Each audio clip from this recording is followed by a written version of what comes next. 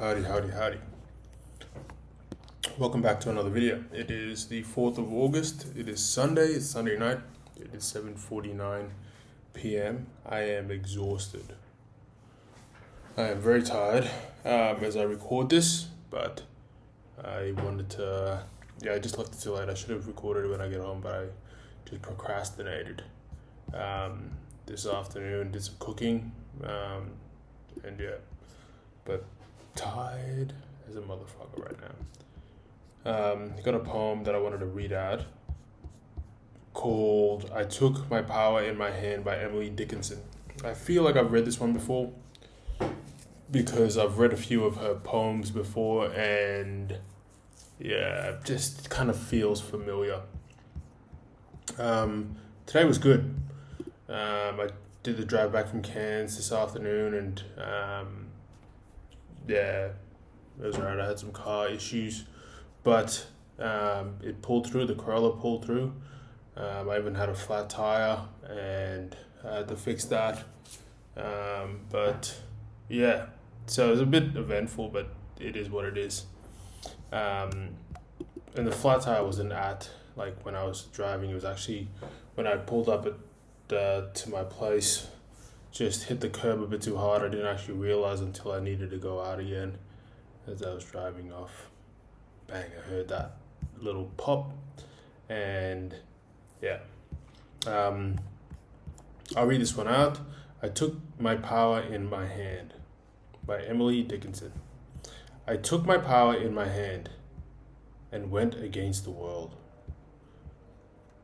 'Twas not as much as David had, but I was twice as bold. I aimed my pebble, but myself was all the one that fell.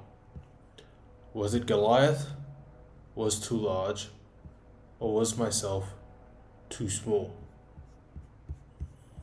And I'll just read the little verb underneath it. This poem by Emily Dickinson is short enough to be quoted in full here.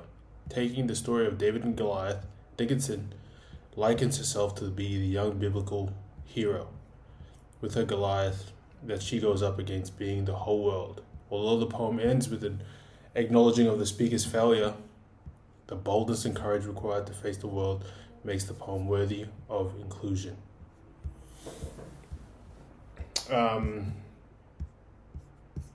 Yeah. I think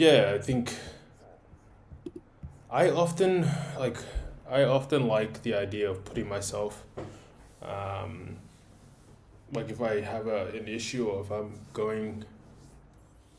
I'm facing a certain or particular challenge, I enjoy fucking feeling like the underdog. It kind of makes me, I don't know, work harder. Just on reflection of this, I can see how, she's used David and Goliath, but it just makes you feel more hungry when you feel as if you are deprived of something, whether it be size or strength or wisdom or whatnot. I think one thing that I like to pride myself on is the hard work that it takes to get somewhere. And I like knowing that, especially in a country like Australia, nothing can stop you from doing what you want to do.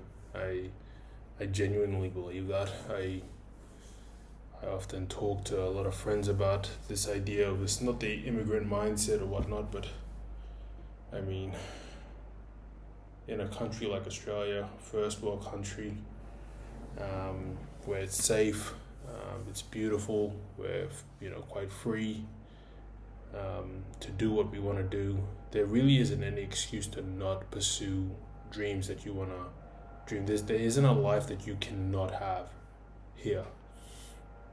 And I love it. I love that feeling, or knowing that your life is in your hands, and it's nice to know that Goliath is the world. You are constantly going out and battling the world, and knowing that you are David going against the world. You're constantly, I like feeling like the underdog. I want to feel as if I am striving for something that I need to earn, I need to gain, I want to achieve. And it always makes me feel good. That's what I got out of the poem anyway, or the story of the David and Goliath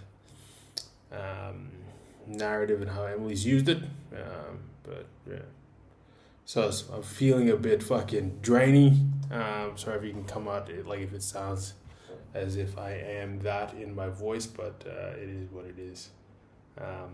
I'll leave it here. I'll throw my hands up, deuces. I will see you guys tomorrow.